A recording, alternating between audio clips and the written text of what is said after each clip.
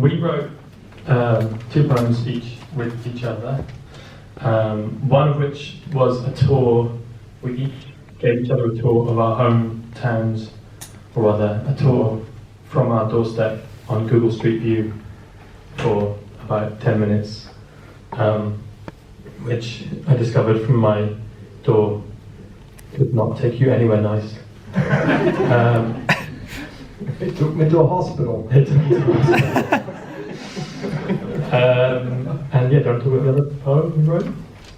Yeah, the other poem we decided that I will send Joe a picture that meant quite a bit to me, and Julie, the famous, sent me a picture that meant quite a bit to him, and then I wrote a poem about his picture, and you wrote a poem about my picture.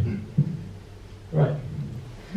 So, Rolf's going to start with one of the Google Street View poems. Yes, I'll read it in German, and then I'll also read it in English, and because Joe was kind enough to say that the last poem that I translated into English, he will read, I will not need a table anymore.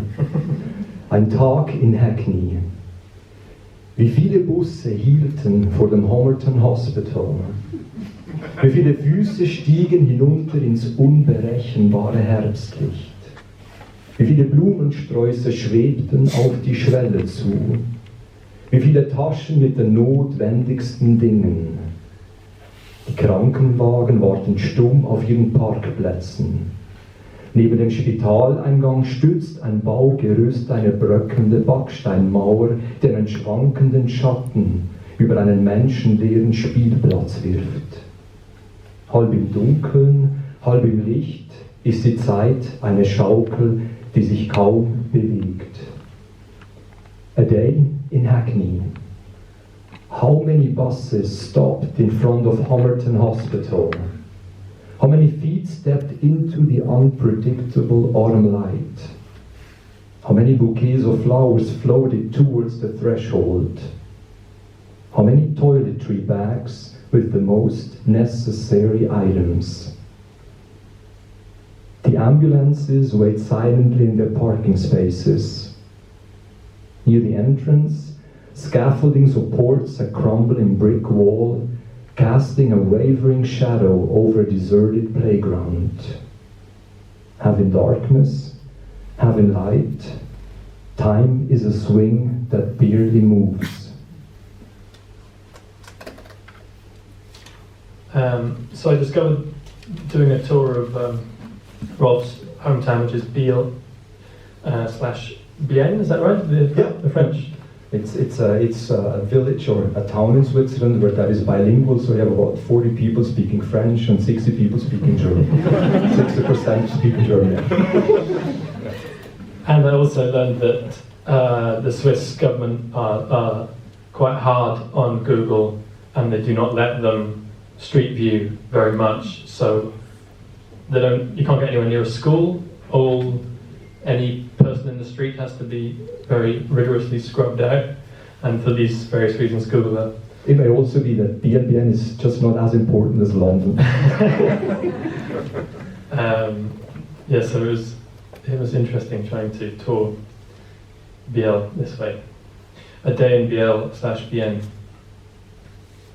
All morning, or is it evening in spring or possibly summer, I walk the empty streets in search of you or your home, or at least your family vehicle pinned to a warm driveway in a trapezoid of late or is it early sun. At the north end of Narzissenweg, I reach the invisible boundary, quivering like a supermarket trolley at the limit of its car park. All I want is to judge you in full by the colour of your door, or zoom in on your recycling bags. I'm friendly. Here, take this picture of me weeping on the pavement outside my son's primary school. Here, see my empty bottle of Veruca acid, my voting record. Heading south, I finally find you, or what I feel to be you, walking at the edge of the forest, past the view of the Alps, valuing their privacy behind a screen of mist. Your face scrubbed to fuzz by an algorithm, tanned arms swinging from your gilet. You're a gilet man, thank you for sharing. And though you do not acknowledge me, I track you onto the unpaved road where the branches hang so low they distort in my lenses, past a clutch of red berries, glowing in the gloom like something private and shameful. Onward until at last you turn to me with your face in a cloud of itself, steamed up by your own breath, and in this glorious new morning, all the last of the fading light, I know you. I wrote a second poem about using Google Street View. The title, unfortunately, is a lot longer than the poem itself. I'm going to read the title. A realization I had when I tried to write poetry with the help of Google Street View. I wrote, I think, about 4 years for that title, and used up many writers' fellowships for that, so I'm going to read it again so that it pays off.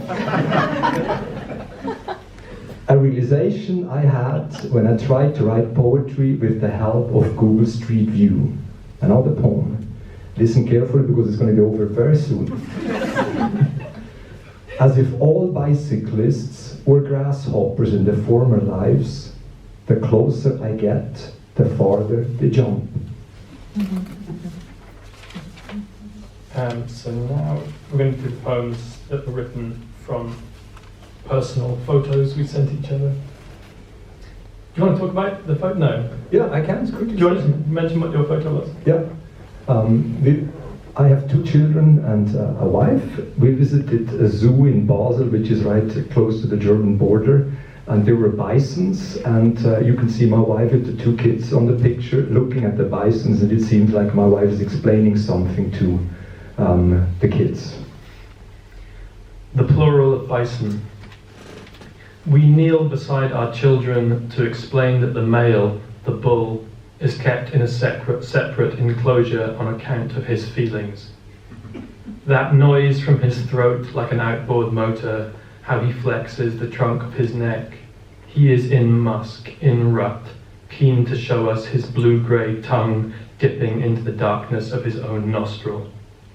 And in the wild, he would be smashing his square head against all comers, circling them, dust rising from his hooves, as though the earth were coming to boil, and one bull would stumble broken and alone into the plains to die, and one would take mating rights and produce a whole herd of itself, baby bison galloping and leaping and learning how to smash their heads against each other.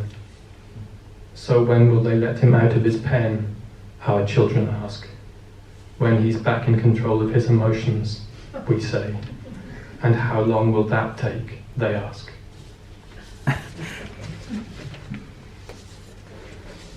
My wife comes from the US, and she comes from a state called Iowa. And in Iowa they have strange hobbies. One of the hobbies is that they have cow dipping. They do cow dipping. When they get too bored, they try to find a cow that is asleep and try to dip her over. And they have weird stuff when the high school is almost over. They vote for all kinds of things. My wife was voted to stay single and never get married. And we've been together for a while, and I thought I'm going to take Joe's picture and write a poem to my wife. I read it in German, and Joe is going to read the English translation. All das Laub.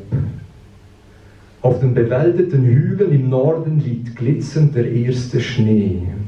Auf dem Dach der Schule, in dem unsere Kinder so viele Stunden verbringen, sammeln sich täglich die Krähen.